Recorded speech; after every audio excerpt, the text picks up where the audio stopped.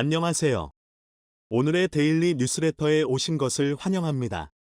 이 프로젝트는 한국에서 중요한 역할을 합니다. 이 통일한국은 해양강국이 될 것이다. 한국 산업 역사상 최대 규모의 수주. 한번 진실을 알아봅시다. 프로젝트는 한국에게 중요한 역할을 부여하며 반면에 일본은 다소 고립된 상태입니다. 지리적으로 우수한 위치를 가진 한국은 베링 해협을 통해 유럽과 북미 대륙을 연결하는 중요한 역할을 하고 있습니다. 한국의 적극적인 참여는 이 프로젝트를 통해 지역 내 물류 및 교통 발전에 유리한 조건을 제공합니다. 한편 일본은 이 프로젝트에 통합되기 어려운 상황에 처해 있습니다. 영토 문제와 러시아와의 복잡한 관계가 이를 고립시키는 요소입니다.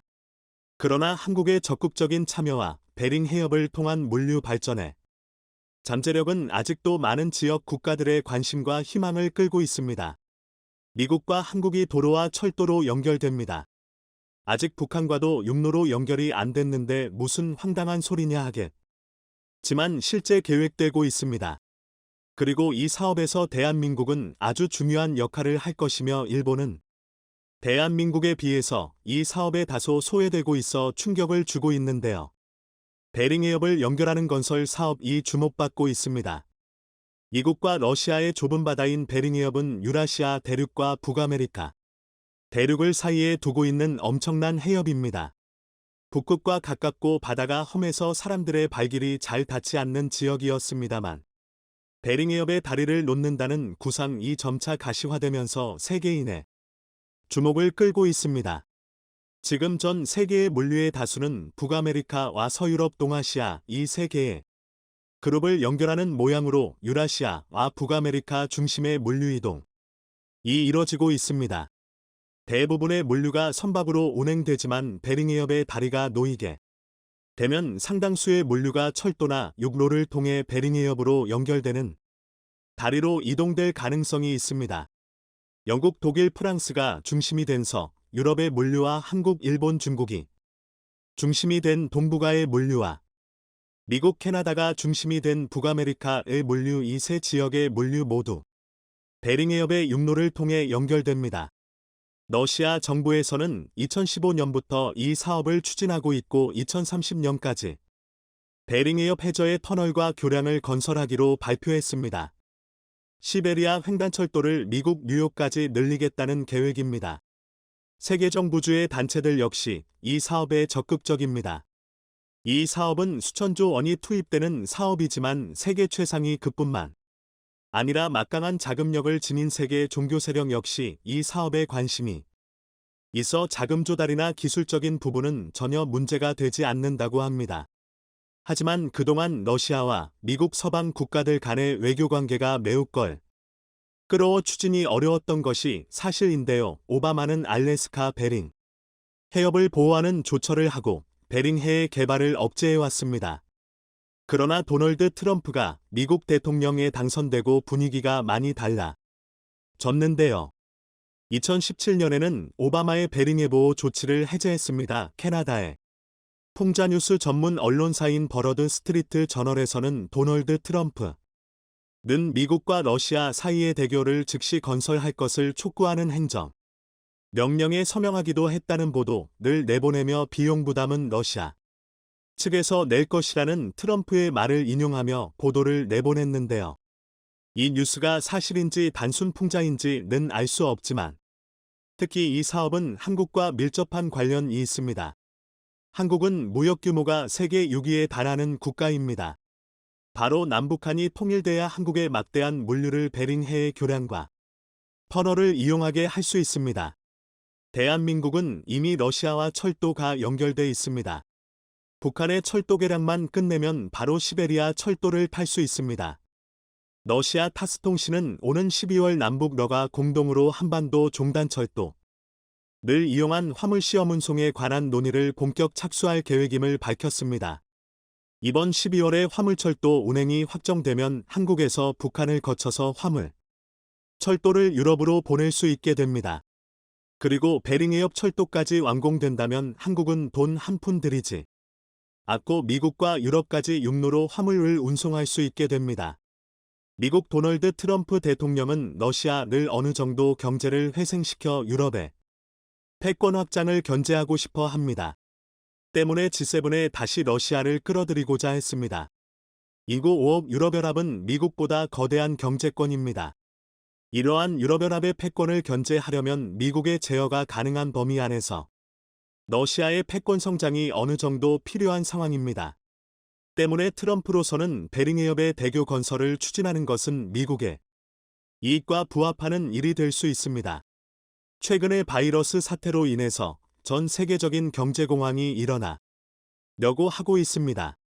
이러한 상황에서는 뉴딜 사업 즉 대규모 토목 사업을 통한 일자리 확충을 하게 됩니다. 세계 대공황 이후 금문교와 후버댐이 건설된 것을 생각하면 되는데요. 일부 전문가들은 베링해협 토목 사업은 토목 사업에만 직접 고용인 18,000여 명에 달할 것으로 추정하고 있으며 간접 고용 인원은 수 10만에 달할 것으로 추정하고 있습니다. 이 사업을 추진하기 위해서 건설 교통 분야에서 막대한 기술 진보가 일어나고 있습니다. 대형 교량에 있어 대한민국은 유럽과 아시아 대륙을 이어주는 길이 4,600km, 세계 최장 현수교를 건설하고 있어 해당 사업이 성공적으로 완료되면 대한민국이 베링해협 대교 건설 참여에 유력하게 됩니다. 교통수단도 마찬가지인데요. 미국 테슬라에서는 베링해협에 적용 가능한 하이퍼루프라는 새로운 교통수단을 선보이고 있습니다. 하이퍼루프는 비행기보다 빠른 교통수단으로 육로로 안전하게 이동하는 신개념 교통수단입니다. 최근 전문가들은 하이퍼루프가 베링해협 터널에 적용이 가능할지 분석하고 있습니다. 특히 이 사업은 남북 간의 공동 참여를 적극적으로 요구하고 있어 길을 끌고 있는데요. 해당 사업을 추진하는 재단 측에서는 한국의 기술력은 물론 인건비가 저렴한 북한의 노동력 사용을 언급하기도 하며 대한민국의 통일을 촉진할 사업이 될 수 있을 것으로 전망되고 있습니다. 하지만 일본은 이 사업에서 다소 소외될 가능성이 높은데요. 러시아는 일본의 살린 제도를 통해 일본 홋카이도를 연결하는 다리 건설과 베링해협까지 연결되는 노선을 제안했습니다. 하지만 러시아와 일본 사이에 영토 갈등이 있어 거의 무산되고 있는 상황입니다.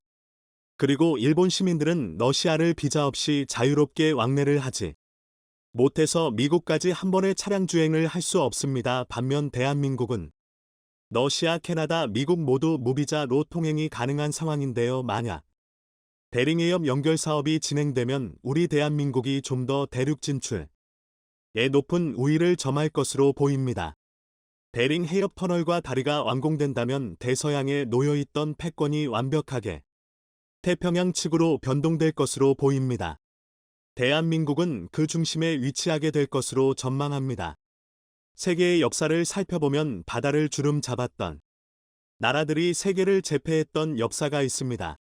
몽골, 러시아, 중국의 여러 왕조들은 해양 지향적이지 못한 어마어마한 대국들이었지만 영국, 네덜란드, 포르투갈 같은 자그마한 나라들은 바다를 정복하면서 세계 패권을 오랜 세월 주름 잡았고 세계에 그들의 언어를 확산시켰습니다. 그들이 그린 게 될 수 있었던 이유는 훌륭한 항만 도시와 친수공간 해양 인프라를 갖추고 있었기 때문입니다. 한반도의 남한의 해안선 길이는 2,413km로 세계 50위, 북한은 2,495km로 세계 45위를 기록하고 있습니다. 그런데 만약 통일이 되면 4,908km로 세계를 주름 잡았던 무적 함대가 있던 스페인 수준인 26위, 27위권으로 뛰어오르게 됩니다. 그렇다면 한반도 통일 이후 급부상하게 될 한만 도시들 랭킹 10위를 살펴봅니다. 10위 해주시는 황해도, 옹진반도 일대의 중심 도시입니다. 과거 38도선이 지나는 도시이기도 합니다. 해주시는 서울보다 북쪽에 위치하고 있음에도 서해 바다와 바로 맞닿아 있어 남중국해에서부터 올라오는 난류의 영향으로 대체로 온화한 기후에 속하고 겨울에는 수양산맥이 북서 계절풍을 막아줘서 북한 지역 중에선 가장 살기 좋은 한반 도시입니다. 해당 지역은 평야지대, 복잡한 해안선이 있어 농산물과 해산물이 풍부하며 90년대 고난의 행군 시기 때에도 심각한 기아 사태를 면할 정도의 풍부한 먹거리가 있었던 도시입니다. 해주시가 통일 이후 발전하게 될 주요 이유로는 바로 해당 지역은 주요 철도 주요 고속도로 망해서 소외된 지역으로 오히려 뱃길이 더 빠른 교통망이기 때문입니다. 지금은 휴전선으로 뱃길이 막혔지만 과거에는 서울 등 남한의 주요 한반 도시들과 교역이 용이한 수운망을 갖추고 있어서 지역 거점 한반 도시가 될 것으로 기대됩니다. 9위 신포시는 한반도에서 가장 사람이 살기 좋은 기후 환경을 갖췄다 평가받습니다. 한반도에서 가장 서한 해양성 기후에 근접한 기온을 보여주고 있습니다. 여름엔 시원하고 겨울엔 따뜻해 연교차가 적습니다. 신포시는 통일 이후에 합격남도 유력 도청 후보지로도 거론됩니다. 현재 함경남도 최대 도시는 함흥시이지만 함흥시가 광역시로 승격되면 신포시의 합격남도청이 생길 가능성이 높다는 것입니다. 신포시는 평양과 나진을 연결하는 평나선, 철도가 지나는 철도 교통의 요충지이면서 해안선을 끼고 있고 무엇보다 기후 환경이 우수할 뿐 아니라 마양도 등 볼거리가 풍부한 자연환경으로 인해서 관광 산업이 발전한 한반 도시가 될 것으로 보입니다. 그뿐 아니라 이곳은 북한 최대 잠수함 기지가 위치하고 있는데 수심이 깊은 바다 특성상 통일 이후에도 한국의 해구랑이 될 것으로 보입니다. 파리 함흥 남한에선 통해안의 대도시가 거의 없습니다. 그런데 북한 제2의 도시는 전통적으로 통해안에 있는 함흥시를 꼽습니다. 도시 규모로 따진 2위는 남포시이지만 평양 수도권에 속해 진정한 제2도시는 하풍으로 꼽습니다. 함흥시 남부의 흥남항은 일제시대 어마어마한 공업도시로 발전했습니다. 1927년 조선 질소 비료 주식회사 공장이 들어서면서 한반도 최고 수준의 공업도시로 발전해 조선팔도 일본열도로 비료를 실어나를 항만이 발달했습니다. 지금도 그 기능이 어느 정도 유지되고 있고 향후 통일이 되면 함흥 흥남 일대는 공업도시를 바탕으로 한 거대 메트로폴리스가 형성될 것으로 기대됩니다. 7위 나진 통일 이후 중국 조선족 자치주 연변 해이롱장성 몽골 내몽골 일대의 한만 수요를 나진항이 흡수할 수 있을 것으로 보입니다. 외 두만강 광역개발위원회에서는 향후 통일 이후 한국, 중국, 러시아 등 인접 국가들과의 평화 체제 구축을 위해 두만강 하구의 평화적 경제 공통체를 만들기 위한 프로젝트를 개발 중에 있고 그 중에는 나진항 개발 계획이 있습니다. 지금도 나진 일부 항구를 중국이 조차에 사용 중입니다. 나진시는 중국, 러시아와 접경하고 있는 특성상 주북 미군 부대 배치의 주력 항만이 될 것으로 보입니다.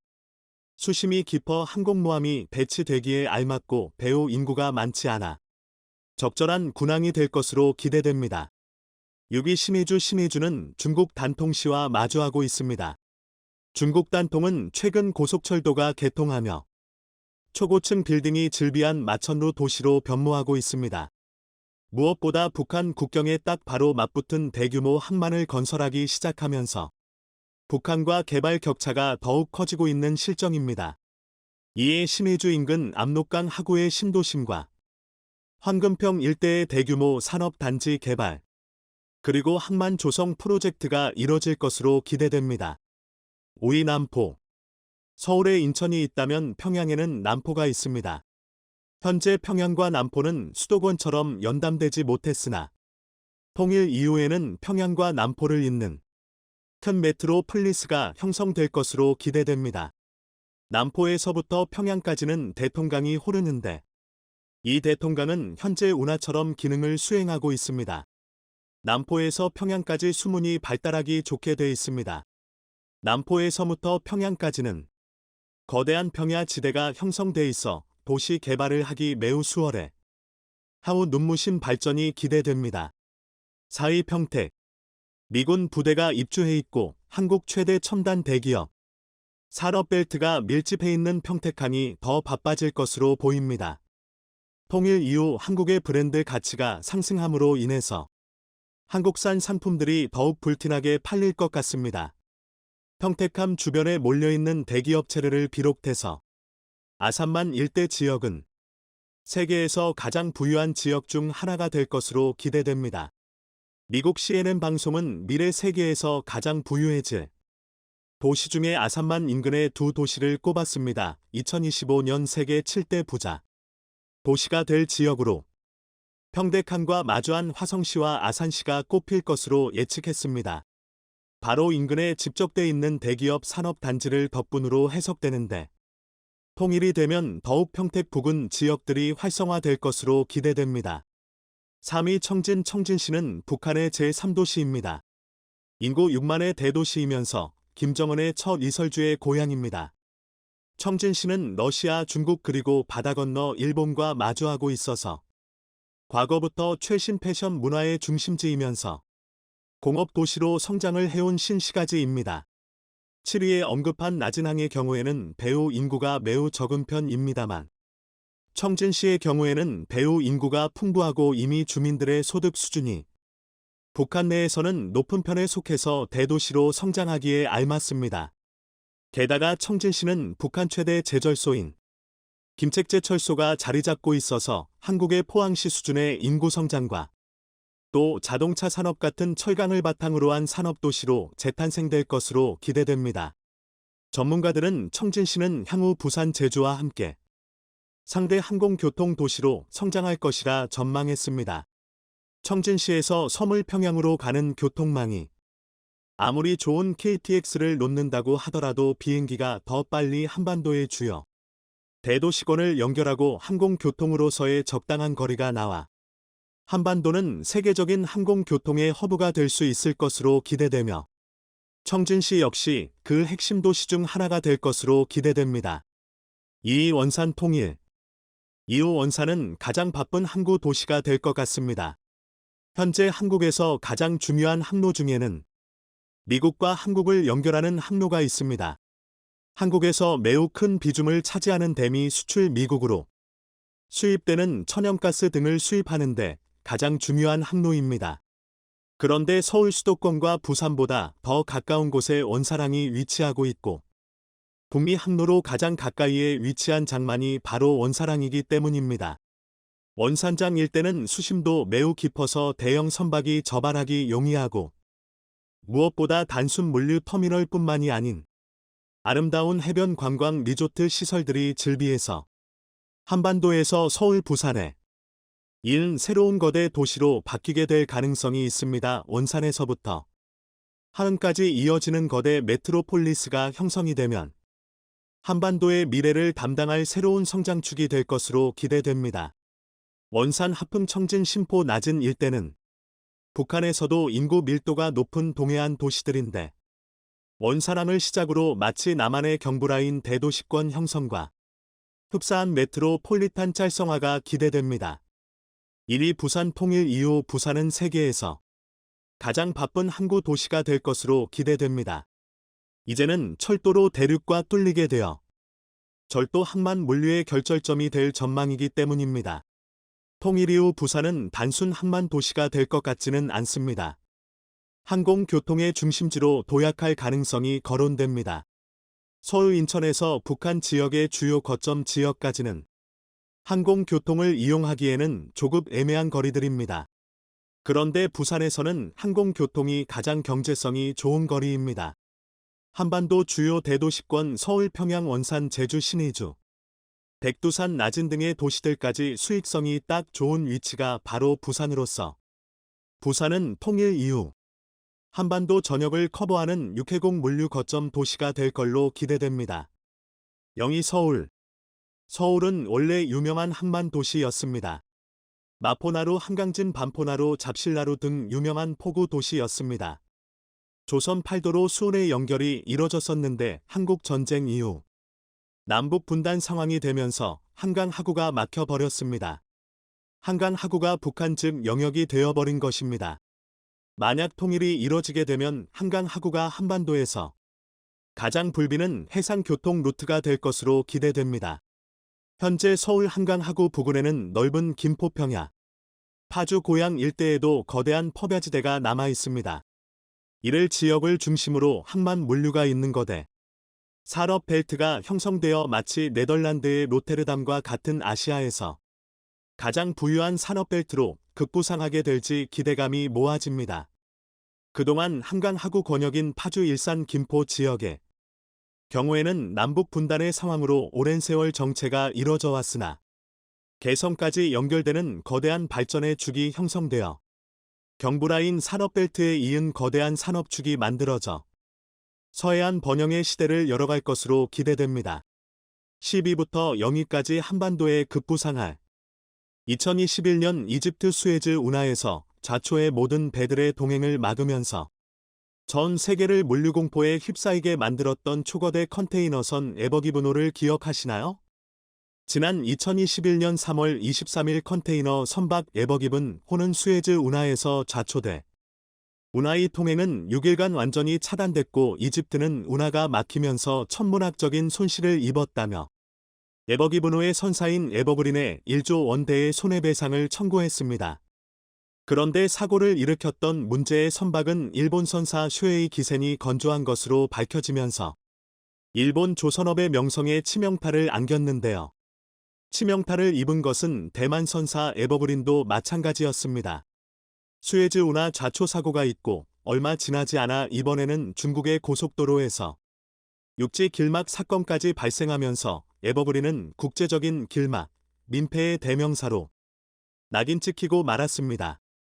사고는 중국 난징의 한 고속도로에서 녹색 바탕에 흰색 글씨로 EVRGIN 에버그린이라고 적힌 컨테이너 차량이 충돌 사고를 낸 게 시작이었습니다. 이 컨테이너 차량은 방향을 잃어버린 채 4개 차로를 가로지른 상태로 멈춰섰고 사고 지점 뒤로는 수십 대의 차량이 그대로 멈춘 상태로 기다리며 정체가 시작됐습니다. 사고 차량은 해운사 에버그린의 하청을 받은 운송업체의 트럭이었는데요. 그리 특이하지 않은 교통사고였지만 수에즈 운하 길막 사건의 임팩트가 워낙 컸기 때문에 당시 상황이 담긴 CCTV 화면이 중국 웨이보에 확산됐는데요. 에버그린이란 브랜드의 트럭은 다른 국가들의 여러 온라인 커뮤니티에도 공유되는 등 또 다시 화제가 되며 길막의 대명사로 낙인 찍히고 말았습니다. 심지어 비슷한 시기 에버그린은 자사의 컨테이너선이 대만에서도 사고에 엮이는 바람의 최악의 한 주를 보내게 됐는데요. 대만 언론에 따르면 수에즈 운하를 마비시킨 에버기본 호와 동급인 에버젠틀 호가 타이베이 항구에 정박하는 과정에서 부두의 기중기와 부딪혔고 사고 여파로 컨테이너선의 굴뚝이 심한 손상을 입고 말았던 것입니다. 항구를 관할하는 대만항무공사 TIPC 지룽지사 측은 전날 컨테이너를 싣는 작업을 완료한 기중기와 선박이 동시에 움직여 사고가 났다고 사고 경위를 밝혔습니다. 사실 중국 고속도로를 막은 것은 트럭 운전사의 잘못이지 에버그린의 잘못이라고 볼 수는 없습니다. 그럼에도 에버그린 하면 길막이라는 고정관념이 생길 정도로 수에즈 운하 사고가 에버그린의 이미지에 미친 악영향은 컸습니다. 하지만 에버그린사가 잘못한 건 딱 한 가지 있습니다. 일본 조선사의 선박을 구입했다는 것인데요. 그 대가는 상상을 초월했습니다. 최근까지도 그 대가를 치르고 있으니 말입니다. 2023년 2월 세계 최대 규모의 선사인 덴마크의 기 몰러 머스크는 에버기본의 소유주를 고소했습니다. 사고 발생 이후 2년 가까운 시간이 지났지만 아직도 이 사건의 피해 보상은 현재 진영인 것입니다. 머스크는 덴마크 해양상업고등법원에 2021년 수에즈 운하를 6일간 마비시킨 에버기본의 소유주를 상대로 손해배상 청구 소송을 제기했는데요. 에버기본이 수에즈 운하를 마비시켜서 유럽과 아시아 간 주요 무역은 완전히 차단됐고 당시 머스크의 컨테이너선 쉰척도 움직이지 못해 막대한 피해를 봤다는 것입니다. 사고 당시 수백 척의 배들이 에버기본 뒤에 출을 지어 후진했고 일부 배들은 희망봉 주변으로 우회해야만 했습니다. 이쯤 되면 에버그린사 입장에서는 일본 배 한 척 잘못 샀다가 영원히 고통을 받고 있다고 해도 과언이 아닌데요. 실제로 대만 선사 에버그린은 좌초당한 대형 컨테이너선의 군안에 어려움을 겪자 공동훼손가을 선언했습니다. 너무 억울한 나머지 일본 조선소의 손해를 공동으로 부담하자는 선언을 한 겁니다. 공동회소는 해난 사고를 당한 선박과 화물이 공동으로 피해 금액을 분담하는 제도를 말합니다. 이후에도 에버그린의 시련은 끝나지 않고 있는데요. 1년 전 에버그린의 1만 2천 TEU급 컨테이너선 에버포워드는 미국 동부 지역 불티모어항 시거트머린 터미널을 출발한 뒤 같은 날 저녁 체서피크만 해상에서 좌초했습니다. 사고가 난 해역의 수심은 8m에 불과했는데요. 이 정도 수심에서 어떠한 이유로 좌초됐는지 의문입니다. 미국 해양경비대는 이번 사고로 선체 손상이나 선원과 화물 피해는 없다고 확인했고, 기를 유출이나 해양 오염도 발견되지 않았습니다. 다만 선박 인양이 난항을 겪고 있다는 점이 문제였습니다. 에버그린은 미국 해양군 안회사 돈존 스미트를 기용했고 해양군 안회사는 배 주변을 준설한 뒤 밀물 시간을 기다려 이틀간 배를 진흙 바닥에서 건져내려고 시도했지만 모두 실패로 돌아가고 말았습니다. 결국 다음 만조 시기까지 기다려야 했고 세 번째 시도 끝에 좌초된 지 한 달 만에야 겨우겨우 구조됐는데요. 세 번째 시도에서는 무게를 가볍게 하기 위해 선박에 실려 있던 5천여 개의 컨테이너 중 500개를 내리고 주변 해저를 13.1m까지 준설하는 작업을 진행해야 했습니다.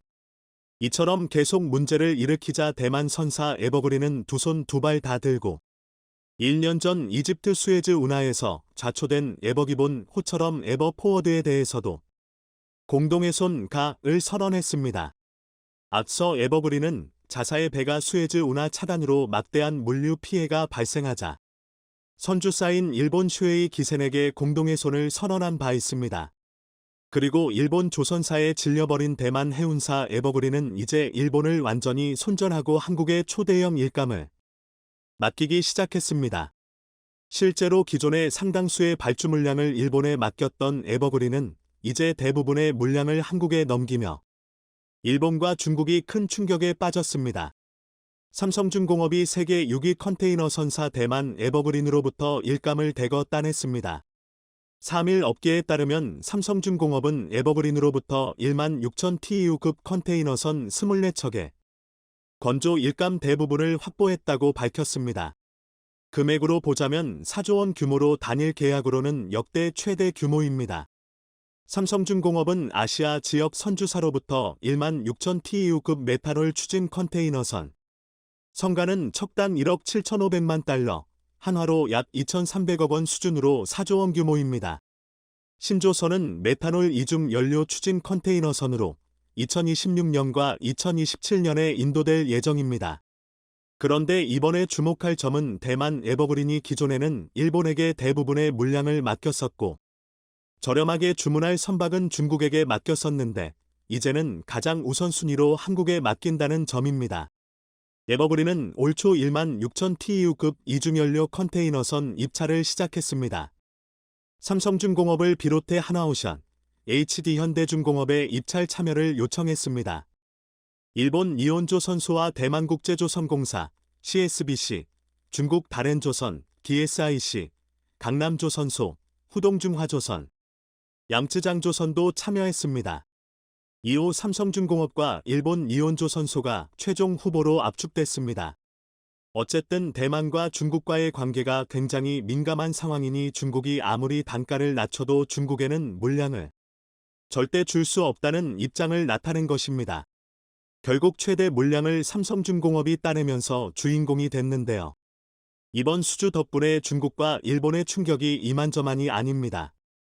삼성중공업 대거 수주 배경에는 과거 에버그린으로부터의 수주 이력이 바탕이 됐습니다.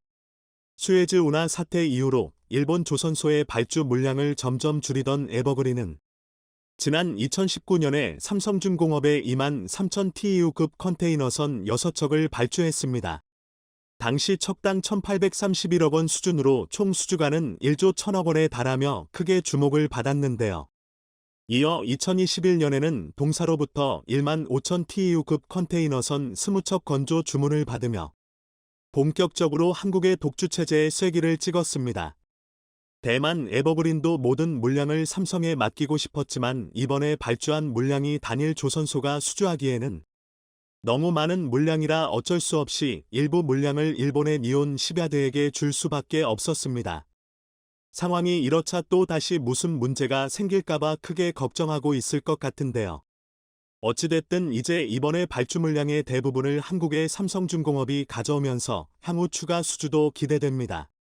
에버그린과 양민해운이 1500-3000TEU급 메탄올 이중 연료 추진 컨테이너선 최대 20척 발주를 검토하고 있기 때문입니다. 한편 최근 미국도 중국 견제를 위해 한국의 선박 건조를 주문해야 한다는 이야기가 나오고 있을 만큼 한국의 선박 건조 기술은 인정할 수밖에 없는 상황인데요. 미국 내에서 한국 조선산업 기술력에 대한 평가는 매우 좋습니다. 실제로 미 해군의 선박을 담당하는 총사령관이 몇 달 전 한국을 방문해 조선소들을 둘러보면서 화제를 모으기도 했습니다.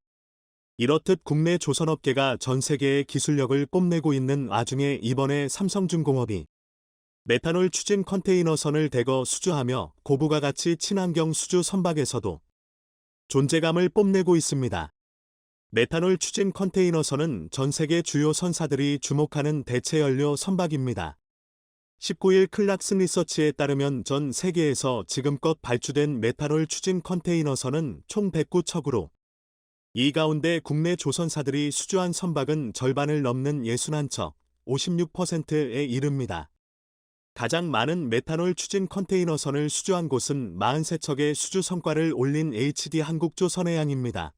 100/4인 세계 최대 해운사인 머스크가 HD 한국조선해양의 메탄올 추진 컨테이선을 대거 발주한 덕분입니다.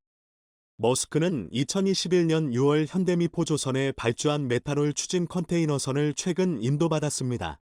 나머지 선박도 2025년 하반기까지 순차적으로 인도받을 예정입니다. 그런데 이번에 삼성중공업이 대만 에버그린과 16,000TEU급 메탄올 추진 컨테이너선 16척을 따내는 초대형 계약으로 한국 조선사의 독주가 지속되고 있습니다. 삼성중공업의 수주 계약 체결로 메탄올 추진 컨테이너선에서 국내 조선사들은 중국을 앞질렀습니다. 현재 중국 조선사들이 수주한 메탄올 추진 컨테이너선은 48척입니다. 당초 대만 선사 에버그린은 중국 조선소도 후보군에 올렸지만 정치, 경제적 이유 등으로 한국과 대부분의 물량 계약을 체결했습니다.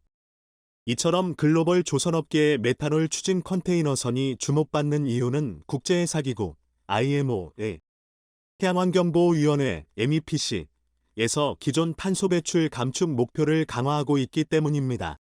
최근 발표에 따르면 2050년까지 탄소 배출량 대비 2008년의 절반으로 감축하겠다는 목표를 제시했습니다. 환경규제가 강화됨에 따라 대형 해운사를 중심으로 친환경 에너지원을 사용하는 선박으로 전환을 꾀하고 있으며 그중 하나가 메탄올입니다. 현재 친환경 선박 현황을 보면 LNG가 가장 많지만 그린 메탄올의 경우 LNG보다 탄소 배출량이 적어 미래 선박으로 급부상하고 있습니다. 특히 그린 메탄올은 신재생 에너지원, 풍력, 태양광 발전 등을 통해 수전의 청정수소, 그린 수소를 생산하고 육해상 여러 산업군의 배출가스로부터 포집된 이산화탄소와 합성해 만듭니다. 배출한 탄소를 그대로 연료로 사용하기 때문에 결과적으로 탄소 제로 실현이 가능합니다. 머스크도 기존 산업용 메탄올이 아니라 그린 메탄올을 선박 연료로 사용하겠다는 계획을 세웠습니다. 그린 메탄올은 황산화물 100%, 질소산화물 80% 등 탄소 저감 효과가 최대 95%에 달하는 친환경 선박연료입니다.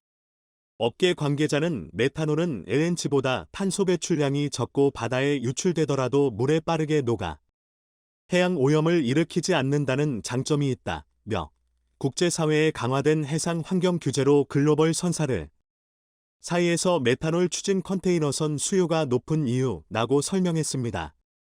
현재 세계 조선업 역시 초격차 기술력의 전장이 되고 있습니다. 수주 실적에서는 한국이 여전히 세계 1위지만 중국의 맹추격을 받고 있는데요. 지금까지는 기술력에서 비교가 안 될 정도의 우위를 보였지만 중국이 많이 따라왔고 더욱이 미국, 독일 등 전통의 강자들도 디지털로 재무장에 다시 패권을 노리고 있습니다. 그래서 한국이 친환경 LNG선, 미래형 선박 개발에 사활을 걸고 있는 것입니다. 대형 컨테이너선이 한번 좌초되면 막대한 피해를 입게 됩니다. 그 피해 규모를 따져보면 차라리 만들 때부터 제 값을 주고 제대로 만드는 게 중요하다는 생각이 들 수밖에 없는데요.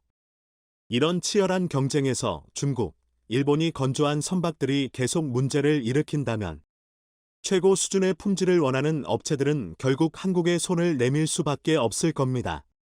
시청해 주셔서 감사합니다.